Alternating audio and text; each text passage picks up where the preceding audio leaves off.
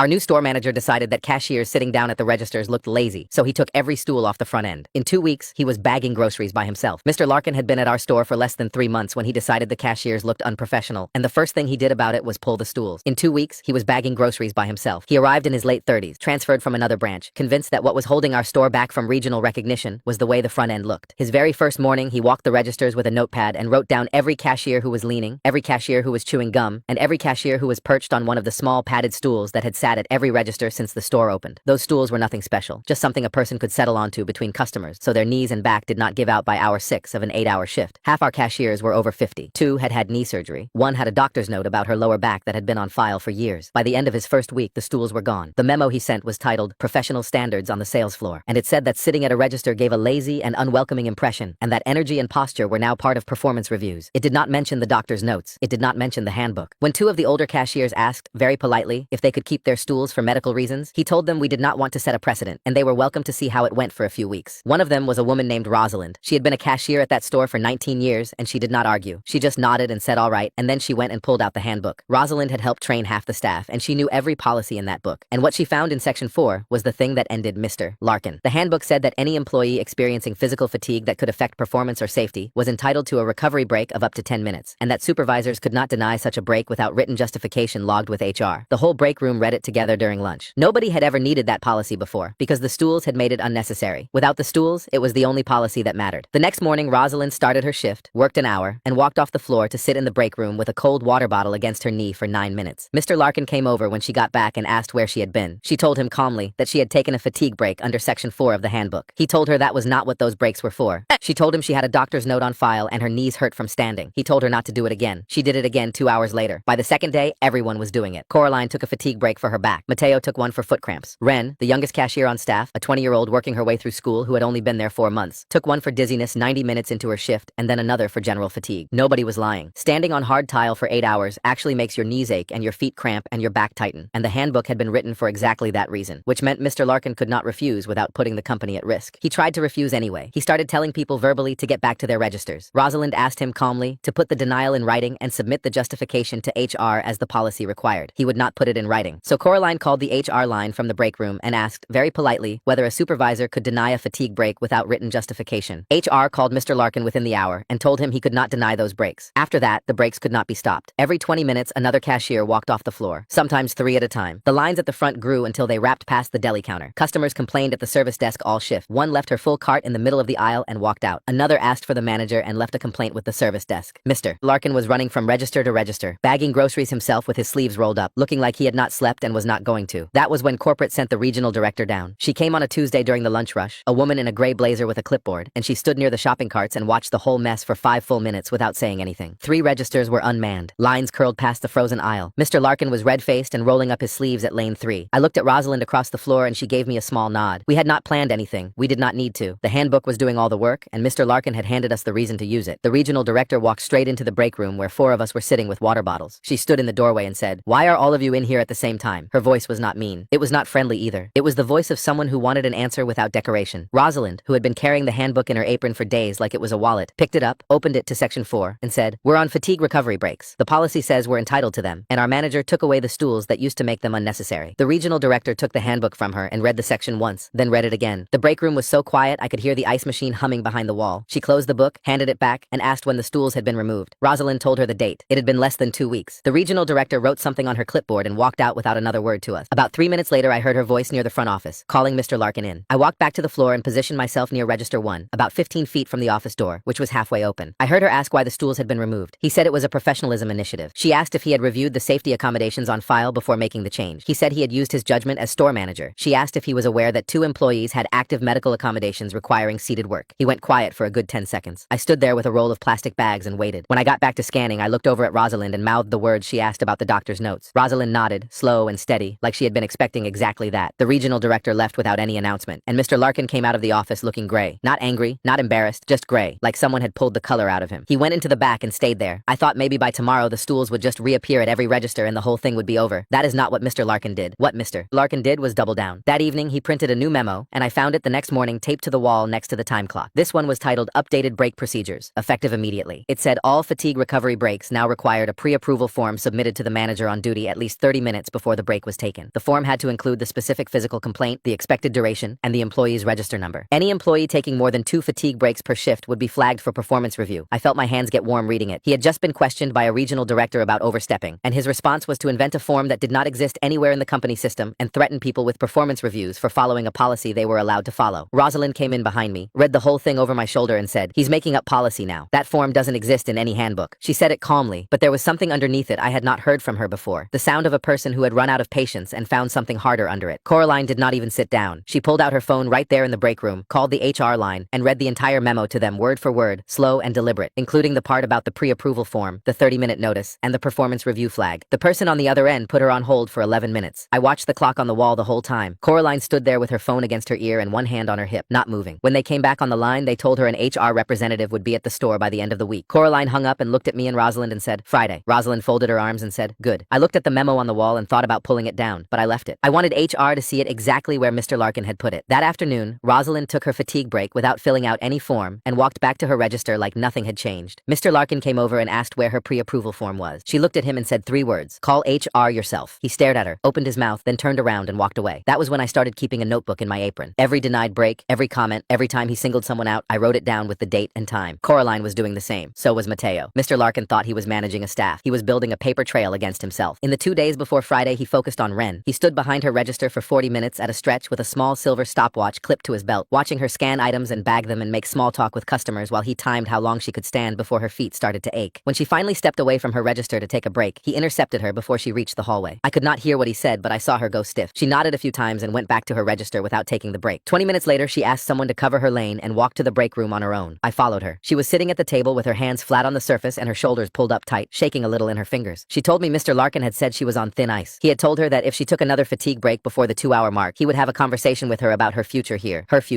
Like a 20-year-old who needed a part-time job to pay for textbooks was some kind of corporate liability. I told her she was following the handbook and he could not write her up for using a printed policy. She looked at me and said, "What if he finds another reason? What if he says I'm slow on the register?" And she was right. That was the real fear. Not that he would punish her directly for the breaks, which HR had already warned him against, but that he would find side doors, and Ren was new enough that he could build a case against her out of nothing if he chose to. I told her we were all watching out for each other and Friday was coming, and I could see in her face that she was not sure it would be enough. The next morning, Mr. Larkin pulled me aside near the stockroom and offered me shift lead. He said I was sharp and he needed my help getting the team back on track, and that all he wanted was for me to talk to them and tell them the breaks were hurting morale. I asked him whose morale. He blinked and said the stores, that the numbers were down and customers were complaining. I looked at him and said, "The numbers are down because there are no stools, Mr. Larkin." He pressed his lips together and told me to think about it, like it was a gift. I walked straight to Rosalind's register and told her every word. She listened without her expression changing, and when I finished, she said, "He's trying to split us up. That's what managers do when they're losing. They find someone they can turn." She told me not to accept and not to reject, just say nothing and keep writing things down. Then she said, "Friday is 2 days away. Let him keep digging." My notebook had 14 entries by Thursday. Coraline's had 11. Rosalind had printed every email and memo he had sent since his first week and organized them by date in a manila folder. She looked like a woman who had done this before. Friday morning felt different the moment I pulled into the parking lot. Everyone clocked in without the usual small talk. Rosalind was already at her register in a pressed blouse, not the faded polo she usually wore under her apron. Coraline had her notes in a folder with metal clasps. I could feel the weight of my notebook against my hip like a small brick. Then Ren walked in, 15 minutes before her shift, with her hair pulled back tight and her jaw set in a way I had not seen on her before. She was always exactly on time or 2 minutes late. She told me she had almost called in sick but figured if she did not show up, he won. She said it simply, like she had worked it out on the drive over. That hit me somewhere deep. Here was a 20-year-old who needed the job to pay for school, who had been told she was on thin ice for following a printed policy, and she showed up anyway because the rest of us had her back and she knew it. At 9:45, Mr. Larkin gathered the front-end team near the registers and smiled the kind of smile a person rehearses in a mirror. He said we were all going to have a productive conversation about moving forward as a team, and that he had decided to temporarily suspend the pre-approval form while they reviewed policy together. He used the words team and together like he had borrowed them from a language he did not speak. I looked at Rosalind and her eyes narrowed just slightly. He was staging the store before the inspector arrived. For 20 minutes, he called people by their first names, asked how their mornings were going, told the older cashiers they were doing a great job. It was the most pleasant he had been since he started, and it meant nothing. At 10:08, the HR representative walked in, a tall man in a blue tie with a laptop bag over his shoulder. Mr. Larkin crossed the floor in 4 steps and met him at the door with a handshake that was too firm and a greeting that was too loud and started steering him toward the back office. Rosalind was faster. She had been watching the door from register 3, and the second she saw Mr. Larkin start steering him toward the back, she stepped off her register and walked directly into their path. She did not rush. She introduced herself by name and said, "Before you two sit down, I'd like to request an employee meeting." Section 9 of the handbook says any staff member can request a group session during an HR visit. She said it the way she said everything, calm and factual. Mr. Larkin's smile cracked. His eyes moved from Rosalind to the HR representative and back, and he looked like he wanted to redirect, but he did not get the chance. The HR representative looked at Rosalind Rosalind, then at Mr. Larkin, and said, "That's correct. Let's set that up." Mr. Larkin's mouth opened and closed. He nodded once, stiffly, and the last of his rehearsed calm left his face. Every cashier on shift filed into the break room. Rosalind went first with her manila folder, then Coraline, then me with my notebook, then Ren, then Mateo. The room was small, and it was not built for this many people, and it was tight and warm and very quiet. Mr. Larkin stood in the far corner with his arms crossed. The HR representative sat down, opened his laptop, looked around the room, and said, "I'm here to listen. Who wants to start?" Rosalind opened her manila folder. She laid the papers out one at a time in front of the HR representative like she was dealing cards, then read both memos aloud, every word, including the parts about energy and posture being part of performance reviews, and the invented pre-approval form and the performance review flag. When she got to the part about the form, she paused and said, "This form does not exist in any company system. There is no template for it. He created it himself." Then she set the handbook open to section 4 next to the memos, so the HR representative could see all 3 documents side by side. She said, "This policy has been in our handbook for over a decade. The stools made it unnecessary. When the stools were removed, the policy became necessary." Mr. Larkin tried to override it without written justification, which violates the procedure on page 41. She said it like she was stating math. The HR representative typed every word, and I could hear his fingers on the keyboard in the quiet of that room, and I did not look at Mr. Larkin because I did not want to lose focus. Coraline went next. She opened her call log and turned her phone screen toward the HR representative so he could see the dates, and said she had called the HR line twice, once after the verbal denials on the floor and once after the fake memo. She looked at him and said, "I want to know why we had to call twice before anyone came down here." The HR representative stopped typing, looked at her phone, looked at her, and said, "That's a fair question." He said it plainly and wrote something down. In the corner, Mr. Larkin shifted his weight from one foot to the other, and that small movement in the quiet room was very loud. Mateo went next, quietly as always, and told the HR representative about the afternoon. Mr. Larkin had followed him into the break room and stood over him while he sat with swollen ankles up on a chair and said the breaks were going in his file. Then Mateo reached into his front pocket and unfolded a piece of notebook paper with a date, a time, and a paragraph in neat handwriting describing exactly what Mr. Larkin had said. He held it up so the HR representative could read it. The HR representative leaned forward slightly, then typed something. Mateo folded the paper and put it back in his pocket without adding anything. Then it was Ren. She stood up slowly, and when she started talking, her voice was small, the way a voice gets when a person is working hard to keep it from shaking. She said she was the newest person there, that she had only been there 4 months, and that Mr. Larkin had told her she was on thin ice for taking a break the handbook said she was entitled to take. She stopped and took a breath, and then her voice got steadier. She said, "I'm 20 years old, I'm in school, I need this job, and I was afraid to use a policy that's supposed to protect me because my manager made me feel like I'd be fired for it." The break room went completely still. The ice machine hummed behind the wall, and that was the only sound. The HR representative's hands rested on the edges of his laptop without typing, and his face had changed in a small way that told me he had heard something that mattered to him. He turned toward Mr. Larkin in the corner and asked if he wanted to respond. Mr. Larkin unhooked his thumbs from his belt loops and said he had been trying to raise the standard of the store, and that everything he did was in the interest of professionalism and customer experience. It sounded hollow in a way that no amount of rehearsing could have fixed. The HR representative did not react. He asked whether Mr. Larkin had reviewed the medical accommodations on file before removing the stools. Mr. Larkin said he had used his judgment, the same 4 words he had given the regional director. The HR representative asked whether he had submitted written justification to HR before denying fatigue breaks. Mr. Larkin said he had addressed it verbally. He said it quickly, like speed would make it sound better, but everyone in that room knew what it meant. It meant no paper trail. It meant he had told people no without putting his name on the refusal. The HR representative looked at his screen for a moment, then closed his laptop slowly, pressing it shut with both hands until it clicked, and the sound of that click in the silence of the break room was one of the most satisfying things I have ever heard. He looked up at the room and said, "I have everything I need. I'll be speaking with the regional director this afternoon." Mr. Larkin walked out before anyone else. Through the door, like a man leaving a room he was not going to be comfortable in again, and I watched him go and then looked at Rosalind. She was pressing the metal clasps of her manila folder shut one at a time, and when she looked up, there was something in her face that had not been there before. Not a smile, just a quiet knowing between two people that what had happened in that room was going to matter. Monday morning, the regional director arrived at 8. I saw her car pull into the lot from the front window while I was opening my register.